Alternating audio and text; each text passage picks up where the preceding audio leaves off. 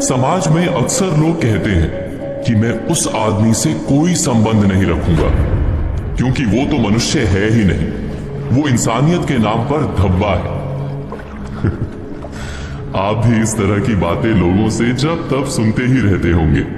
मनुष्यता की आशा तो मनुष्य से की ही जानी चाहिए, लेकिन जब कोई मनुष्य मनुष्यता त्याग कर अमानवीय हो जाए तो उसे कैसे याद दिलाएं कि वो मानवता के महान मूल्यों का अनादर कर रहा है। हम अक्सर इस प्रश्न से घिरते रहते हैं कि मानवीयता, मनुष्यता या इंसानियत क्या होती है। क्या इसका कोई एक तय नियम होता है? मोटे तौर पर मनुष्यता के 5 लक्षण विद्वानों द्वारा बताए गए हैं। पहला, कि जो दूसरों के दुख से द्रवित हो। दूसरा, कि वो दूसरों को कष्ट ना दे। तीसरा, कि वो किसी के प्रति अन्याय होते देखे या कष्ट में देखे तो सहायता के लिए स्वयं आगे आए, पुकारे जाने की प्रतीक्षा ना करे। चौथा, कि उसके मन में सबके प्रति सम्मान का भाव हो, यानी ऊंच नीच, अमीर गरीब, सेवक स्वामी, इन सब के आधार पर किसी तरह का भी भेदभाव मन में ना आए। पांचवा, कि मनुष्य को अपने उदार होने का भी अभिमान ना हो।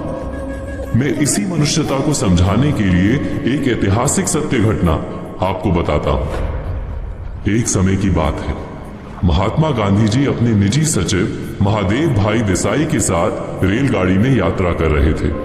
तब के समय में गाड़ियों में आज के जैसे पंखे या एसी का प्रबंध नहीं होता था।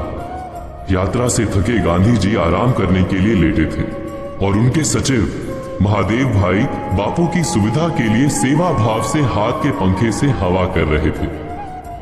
अचानक पंखा करते करते महादेव भाई कब सो गए उनको पता ही नहीं चला।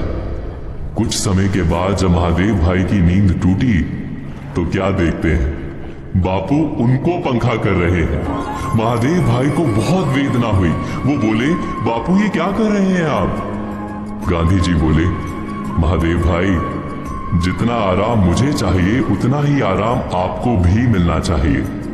सुख और नींद पर आपका और हमारा बराबर अधिकार है। इसमें किसी भी तरह का भेदभाव कैसे चलेगा? ये है मनुष्यता का एक उदाहरण, जिसमें व्यक्ति अपने पद प्रतिष्ठा के घमंड में ना पड़कर अपने साथ वाले किसी भी व्यक्ति को बराबर का मान दे, बराबर समझे, बराबर माने। तो आज कहीं बातों पर विचार कीजिए और कल की प्रतीक्षा कीजिए।